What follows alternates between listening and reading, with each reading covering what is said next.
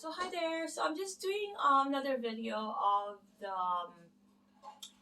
extensors of the arm, the forearm, and of course the wrist. Okay. So just to do a quick rundown of the forearm. I mentioned that the lumbricals, right, and then the opponents, and then the abductors, the opponents' hallucis, the abductor hallucis, and then the flexors hallucis. Those are to consider. Okay, and the pads and dabs, the lumbricals, and I said the thenar and hypothenar.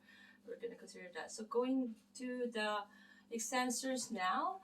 As I have mentioned before, that the extensors are innervated by the radial nerve. Okay, the whole extensors from the tricep, the only muscles of the arm, with thus extension of the shoulder. So the origin is at the infraglenoid tubercle of the humerus, and it's inserted into the this tubercle here. This is the prominence here. If you can feel this prominence here. Okay, that's a distal attachment, and there is 12 muscles of the extensors. Okay, so there's six superficial, there's six deep. Okay, so if you were to think as my arms are positioned here, this is where the conus, and then and also this the pronator, right? That those are the pronator, and all that snap box, right? If you know that brevis, okay. So keep those in mind, okay. So we're gonna start off with if we do have the flexor carpi radialis. Of course, we do have a extensor carpi radialis, okay. So that origins from the lateral epicondyle, okay, and then inserts and where the radius, the lateral side, okay, where the thumb is, okay. And we also have mentioned earlier about that the abductors, flexors, the hallucis, where it's all working in the thumb. That's a separate area, okay.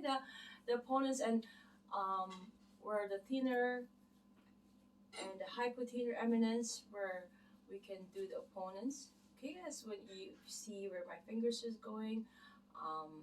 This is our advantage or our difference from the animals, or more so the monkey or the orangutan.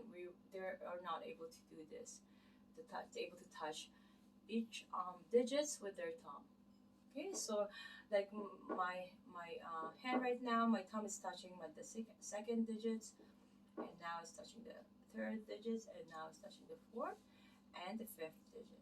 Okay, so and then you see the flexor arm muscles. We do have the palmaris longus. It's not as complicated because in the palmaris longus, only 30% of the population have it, right?